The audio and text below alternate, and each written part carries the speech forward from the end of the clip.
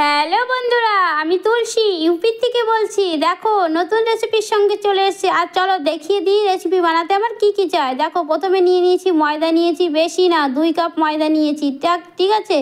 তারপরে একটা শসা, 2-3টে কাঁচা লঙ্কা, একটা পেঁয়াজ আর 3টে ডিম আর একটা সসের বোতল নিয়ে নিয়েছি, ঠিক আছে। এটুকুই কিন্তু চাই আজকে আমার রেসিপির জন্য। তারপরে ময়দাটা কিন্তু আমি এখন মেখে নেব, তার জন্য একটু লবণ দিয়ে দিলাম। লবণ দিয়ে তারপরে কম কম করে জল দিয়ে আমি মেখে নিচ্ছি ময়দাটাকে। যেমন করে আটা মাখে সেমন করেই কিন্তু মেখে নেবো। দেখো ভালো করে আমার মাখা হয়েছে। ময়দাটা কিন্তু ভালো করে মাখতে হবে, ঠিক আছে, তাহলে কিন্তু জিনিসটা ভালো বানবে। আর দেখো মাখা আমার হয়ে গেছে। এখন কি করব, ময়দাটাকে আমি রেস্টের জন্য রেখে দেবো। রেস্টের জন্য রাখলে কিন্তু অনেকটাই ভালো আর সব বানবে। আর দেখো রেখে দিয়েছি। এরপরে নিয়ে এসেছি শসা, ঠিক আছে। শসাটাকে কি করব, প্রথমে ছিলকা ছিলে নিতে হবে। ছিলকা শুদ্ধ খাবে না, ছিলকা শুদ্ধ খেলেও ভালো হয়, কিন্তু ছিলকা দিলে আমার ধারে ভালো লাগে না অতটা। হ্যাঁ, জালি শসা যদি হয় তাহলে কিন্তু ভালো লাগে, ঠিক আছে। এটা বেশি জালি ছিল না শসাটা, সেই জন্য ছিলকাটা হাটিয়ে দিচ্ছি। দেখো তারপরে কিন্তু ছিলকাটা হাঁটানোর পরে কিন্তু আমি এটাকে কুচি কুচি করে কেটে নেব, ঠিক আছে। আর বন্ধুরা আজকে রেসিপিটা দারুণ লাগে খেতে। দেখো এই যে রেসিপিটা আমি বানাবো, এখানে কিন্তু একদমই বাজারে কিনতে পাওয়া যায় না। যখনই আমার খেতে ইচ্ছা করে তখনই আমি কিন্তু ঘরে বানিয়েই খাই।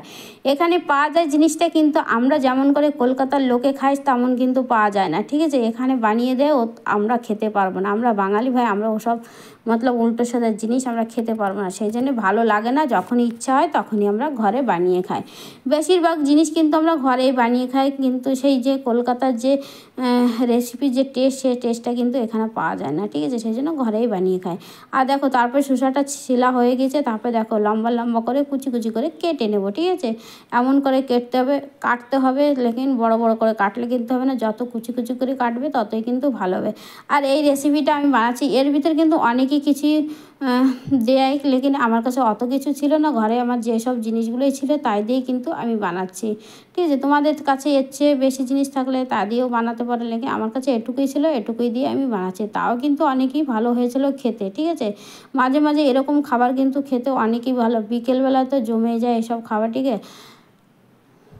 তারপরে দেখো রেখে দিয়েছি একটা প্লেটে সাইডে। এখন কি করব, লঙ্কাগুলোকেও ভালো করে কুচি কুচি করে কেটে নিতে হবে, ঠিক আছে। যে যেরকম লঙ্কা খাও সে সেরকম লঙ্কা দেবে, ঠিক আছে। আমি তো ভাই একটু ঝাল বেশি খাই, সেই জন্য ঝালটা একটু বেশিই দিচ্ছি।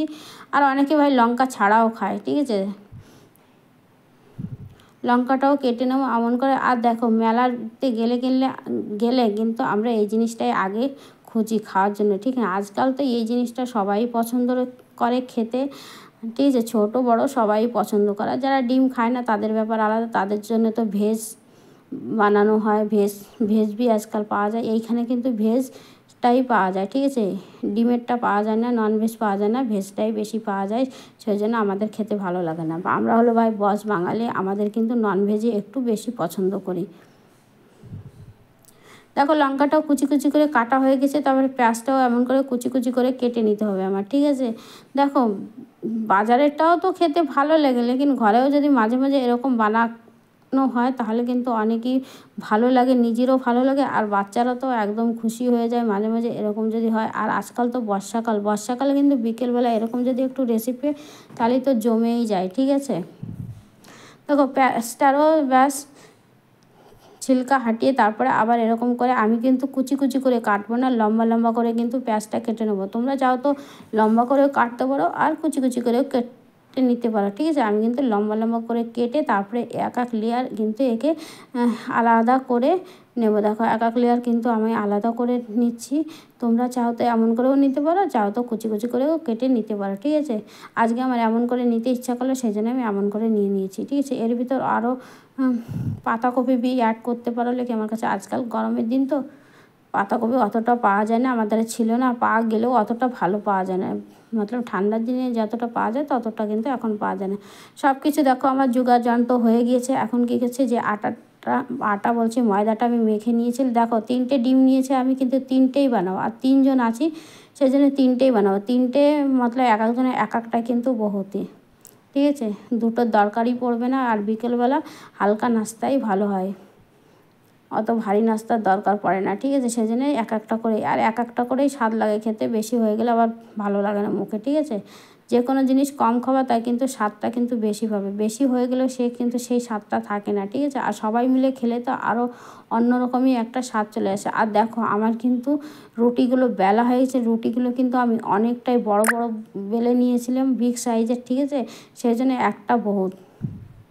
তারপরে কী করলো, রুটিগুলো বেলা হয়ে গিয়েছে। তারপরে আমি কী করছি, এখন রুটিগুলো ভাজার দরকার, ঠিক আছে। সেই জন্য তার জন্য একটা ফ্রাইপ্যান নিয়ে নিয়েছি। ফ্রাইপ্যানটাও আমার গরম হয়ে গিয়েছে। সামান্য একটু আগে তেল দিয়ে দিয়েছি, ঠিক আছে। তেলেই ভাজবো, ঠিক আছে। তেল দেওয়ার পরে তারপরে কিন্তু তেলটাও গরম হয়ে যাবে।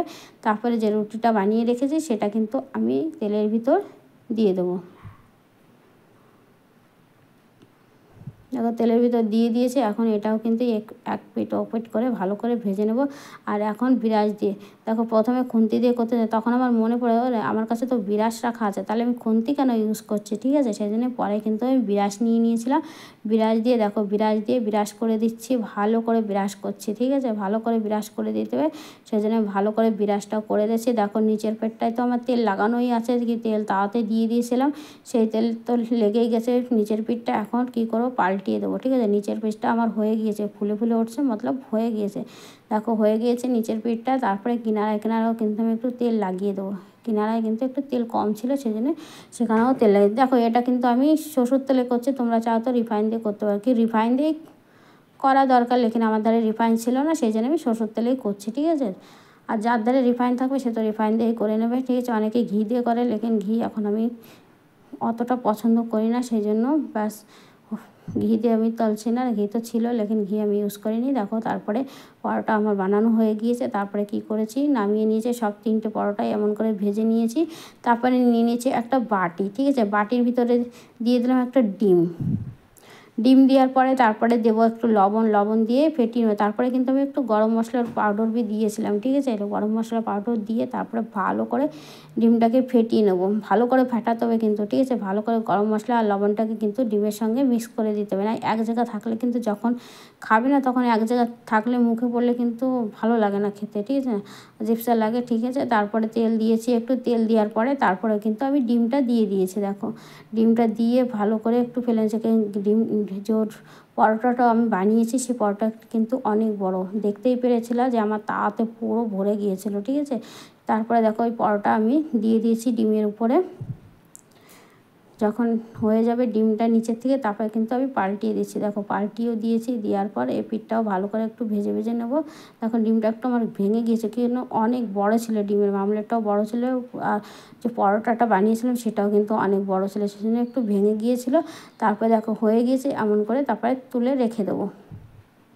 এমন করে কিন্তু সব ডিমগুলো কিন্তু আমি ভেজে নেব, মানে ডিম পরোটার সঙ্গে এমন করে ভেজে নেবো। দেখো হয়ে গিয়েছে, এখন আমি বানাচ্ছি। এখন বুঝতে পেরেছো এখন আমি কি বানাচ্ছি, অনেকেই বুঝতে পেরেছো, ঠিক আছে। বুঝতে পেরেছো কি, পেরেই গেছো বুঝতে।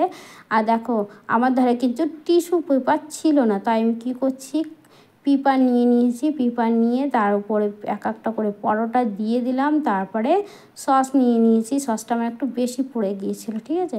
সেই জন্য সসটাকে একটু ওদের কমিয়ে রাখলাম, দুসরা পরোটায় কমিয়ে রেখেছি, ঠিক আছে। তারপরে দেখো চামচ দিয়ে আমি ভালো করে সসটাকে পরোটার উপরে দিয়ে দিচ্ছি। তারপরে দিয়ে দিলাম পেঁয়াজ। পেঁয়াজগুলো দেখো আমি লম্বা লম্বা করে কেটে রেখেছিলাম, সেই পেঁয়াজটাও দিয়ে দিলাম। তারপরে দিয়ে দিলাম কাঁচা লঙ্কা, আর কাঁচা লঙ্কা তো দিতেই হবে একটু ঝালের জন্য, সেই জন্য কাঁচা লঙ্কা দিয়ে দিয়েছি। তারপরে দিয়ে দিলাম শসা, ঠিক আছে। দেখো শসাটাও আমি সাজিয়ে দিচ্ছি ভালো করে। তারপরে কি করব, একটুখানি লবণ ছিটে দেবো, ঠিক আছে। একটুখানি লবণের ছিটে দরকার, সেজন্য একটু দিয়ে দিলাম। আর এর ভিতরে বিট লবণ দিলে কিন্তু ভালো হতো, কিন্তু আমার কাছে বিট লবণ ছিল না, খতম হয়ে গিয়েছিলো, ঠিক আছে। আর এখন বলতে পারো দিদি তোমার কাছে কিছুই ছিল না, আমি কি, আরে ভাই আজকে বললাম না ছিল না কিছু, ফিরবি মন করছিল খাবার খেতে, সেই জন্য যা ছিল তাই দিয়েই বানিয়ে নিলাম, ঠিক আছে। তারপরে দেখো ওই শসার উপরে একটু সস দিয়ে তারপরে রোল বানিয়ে নিচ্ছি। দেখো ভালো করে রোল বানাতে হবে, ঠিক আছে, যাতে বেরিয়ে না যায়। রোলটা আমি অতটা করতে পারি না, ঠিক আছে। তারপরে দেখো করে নিচ্ছি রোলটা, কিন্তু ভালোই হয়েছিল বন্ধু। কম জিনিসে ঘরে যেটুকুই ছিল তাই দিয়ে বানিয়েছে, তাও খেতে কিন্তু অনেকটাই ভালো হয়েছে। তোমরাও যদি কোনো সময় এরকম ঘরের জিনিস না থাকে, অল্প কিছু যদি থাকে তাই দিয়েও বানিয়ে খেয়েও, লেকে অনেকই ভালো লাগে। কিসের জন্য ভালো লাগে, পরোটার ভিতরে যদি একটু ডিম আর একটু এরকম স্যালাড পড়ে, কীরকম লাগে খেতে, অনেকটাই ভালো লাগে খেতে। আমার কাছে তো অনেকই ভালো লেগেছে, যাইছে সিম্পলের ভিতর অনেকই ভালো লেগেছে। আর এর ভিতর কাসুন্দি হলে তো আরও ভালো লাগতো। দেখো বন্ধুরা কত সুন্দর দেখতে, যেরকম হয়েছিল খেতেও কিন্তু অনেক ভালো হয়েছিল। কম মানে জিনিসের ভিতর তাও ভালো হয়েছিল খেতে। এরকম যদি তোমাদেরও খেতে মন হয়, এরকম বানিয়ে খেয়েও দেখবে অনেকটাই ভালো লাগে। এমন না যে দোকানের জিনিসগুলোই খেতে ভালো লাগে, ঘরে বানিয়ে খেলেও কিন্তু অনেকই ভালো, বিলকুল ফ্রেশ আর মতলব ভালো, নিজের হাতে বানিয়ে খাওয়া ভালো। ঠিক আছে, যে কোনো জিনিস। চলো বন্ধুরা আজকের মতন এটুকু, কালকে একটা নতুন রেসিপির সঙ্গে আসবো। আজকের নিয়ে বাই, সবাই ভালো